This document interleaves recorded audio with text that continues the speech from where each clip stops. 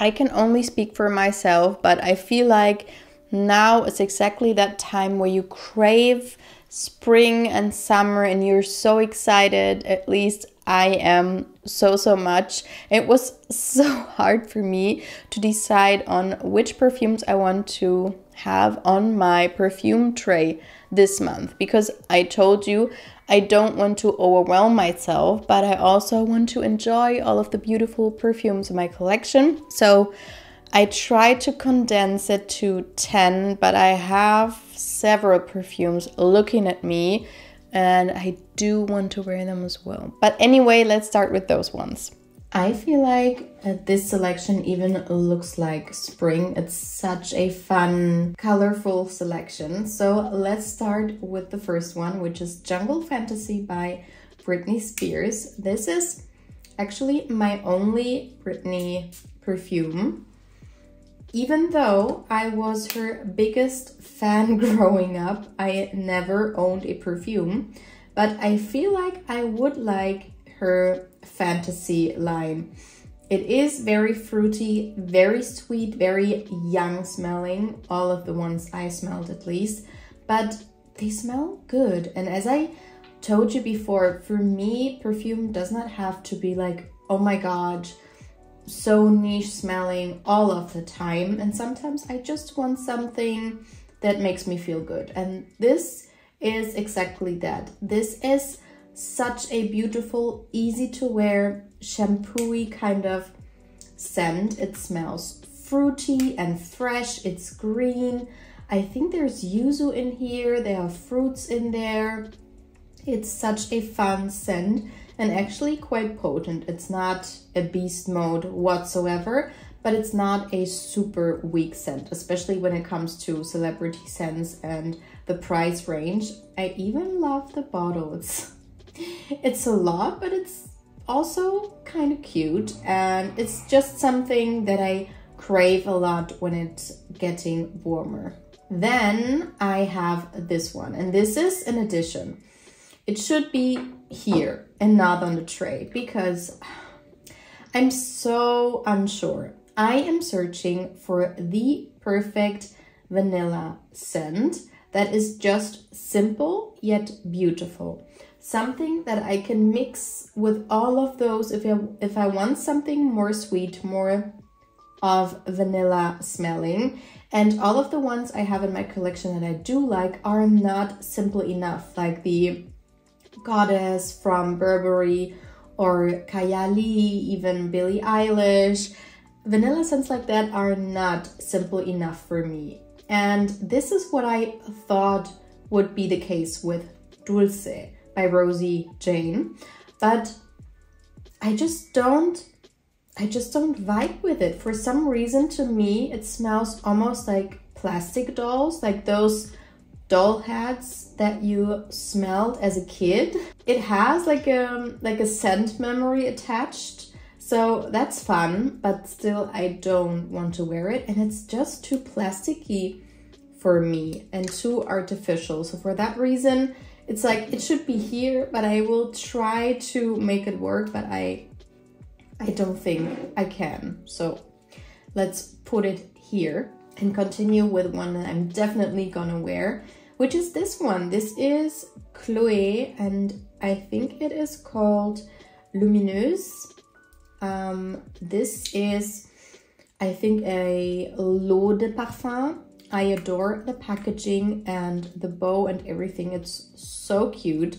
And I think this is my first Chloé fragrance. This is such an easygoing perfume, I have to tell you. Even though I do not own a Chloé perfume, I love the DNA. I love their ideas behind perfumes. I love the original one, which to me smells a lot like Delina La Rosée, and that one I adore. They are all quite fun and potent and a lot of times fruity and wearable, and that one is no exception. So this one is in the same family as this one. So you have to know I do like my fresh fruity florals that are not just your white floral perfumes and just are easy to wear for an everyday kind of scent. This has something slightly powdery to it, but just a smidge, making it a bit more sophisticated than this one. This is a lot more fruity and shampoo-like, as I said. And this one is, I think it's a pear scent with bergamot. Then you have some beautiful florals in there, maybe some rose, peony, something like that. And it's quite sweet, but not as sweet as this one. So this is definitely a lot more floral, and it's quite weak. So this is actually a lot more potent than this one. You have to overspray, unfortunately, but I will definitely wear this still a lot. Then I have a travel spray of Soleil Neige by Tom Ford, which I just got, and this is definitely one of my favorite scents from Tom Ford. Tom Ford perfumes and me are not the biggest friends. A lot of times something is missing for me, and this one is so underrated. I never hear anybody talk about it, and I thought this is like a very heavy winter scent because it says Neige, but actually it smells like the snow is melting because of the sun, and you can feel the sun on your face, and the spring is there. You can see it, but it's not there yet, if you know what I mean. Like, this is such a beautiful transition perfume. I adore Nishane Ambra Calabria as a transitional perfume, but this one is a beautiful alternative. It's so smooth, it's sophisticated, and I'm not too sure what is in here. You cannot really detect a specific note. It's so unique. And also I wanted to tell you, with this perfume, I'm not looking at the notes, just telling you how it smells to me, because I don't want to say everything over and over again. But yeah. Then, of course, I don't really know the specifics of the perfume, so let me know if you want me to tell you the notes in every single video, or if it's okay if I just tell you in some of the videos how it smells like to me in comparison to what is actually in there. The next one is also a travel spray. This is Floral Street Arizona Bloom, and this is one of my favorites from the brand. I adore their packaging. I also love the travel spray and the packaging for it. It's so fun, it's so cool, and I love the sprayer. The sprayer is so luxurious. It sprays such a fine mist.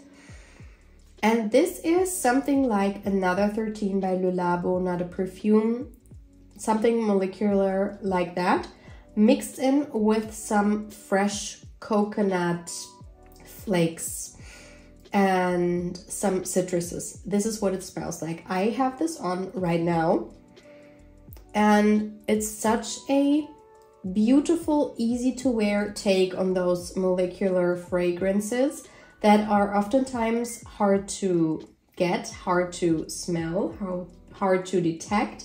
This one is quite potent, and I think it's a lot more easygoing and easy to wear because of the coconut and the citruses in here. And so I am looking forward to wear this as an everyday scent, because it's not offensive, but it's not like a very fruity floral scent. I don't even feel like I smell a lot of florals in here, even though you can see it and it's called Bloom, but to me it's not floral. And then I have this gem right here, which was such a surprise to me. This is Prada Paradoxe Intense, and I like this so much more than the original. The original smells nice. It's quite a generic floral fruity scent that I don't really remember. But once I sampled this and I sprayed it in the room smelled of this perfume for days, and I couldn't get enough of it. It is such a addictive kind of scent to me, and It reminds me a lot of Carolina Herrera Good Girl Blush, which is my favorite perfume. This is a little bit more sweet and fruity and not as creamy. It definitely has something creamy about it and it's smooth, but it's a little bit more fruity and loud as Carolina Herrera Good Girl. Also, the longevity is super good. It lasts the whole day for me and I adore the packaging. And then I thought, let's wear this one because I do not wear it enough because I'm trying to save it. But save it what for, you know? And as I was searching for the perfect simple vanilla scent, I saw that one and I thought, oh, I want to wear it. This is not a simple vanilla scent. It's the opposite actually, but it is a vanilla scent. So this is Angélique Noire by Guerlain, which is one of the most beautiful green vanilla scents. So for example, Eau d'Huile by Diptyque is like a green vanilla, but that one is not as smooth. For me, it's a little bit challenging. This one is a lot more easy to wear. There was something in here reminding me of like a tuberosy bubblegum vibe, but just the positive things about that. To me, tuberose can be challenging, and in here it's just there. I think there's no tuberose in here, but it gives me the vibe. And a friend of mine wore it and I thought she had like those Hooba Booba bubble gums in her mouth actually, because it smelled so much like it, but it was this perfume. It's not a beast mode. It's very smooth. It's quite quiet, but you can still detect it. It has a sillage. It smells as luxurious as it looks like. Then I definitely had to pick at least one tea perfume for this month, but I chose, I think, at least 3. So this is Melody of the Sun by Mancera, and this is a perfume I got on a whim basically last summer. And this is a green tea perfume that smells very fresh. It's quite sweet. It's very unisex. It's not super woody smelling or super green. And it's blended very nicely. For a tea perfume, I would say it has a very good longevity. For a Mancera perfume, it doesn't have a great longevity because Mancera perfumes usually have a almost beast mode performance. This one does not, but as I love my tea perfumes, I know that most of them are quite weak. This one is not weak, and it's just an easy to wear green tea scent, reminding me a little bit of a flanker from Elizabeth Arden, the green tea line. There's one that was a little bit more fruity that I had in my collection and reminds me of that. So it's not too sweet, definitely unisex, green tea with slight sweetness, slight floral vibes, and it's lovely. Because April here is a month where you sometimes get summery temperatures and sometimes it's like almost winter again. I thought Anfas by Ishq would be a nice addition to the perfume tray because this is a strawberry perfume, like a fruity berry strawberry-like perfume with some deeper touches to make it more appropriate for the colder days. But actually, it's airy and light enough to be worn in spring and maybe even summer. I don't know. I will try it out and let you know. But I told you I want to explore Arabic perfume houses more this year, and I am so in love with this perfume that I really want to explore the house more. I love the note of strawberries, but a lot of times perfumes with that note can be too artificial, just like mango. It's something in there that apparently is very hard to get right, but in here it's just perfect. I think there's saffron in here, which is so beautiful. It's so refined and sophisticated but still being playful and like a happy scent because of the fruits. And similarly, this is a fruity winter kind of scent as well, but also very easy to wear in all seasons basically. This is so beautiful. This is Winter Palace by Memo.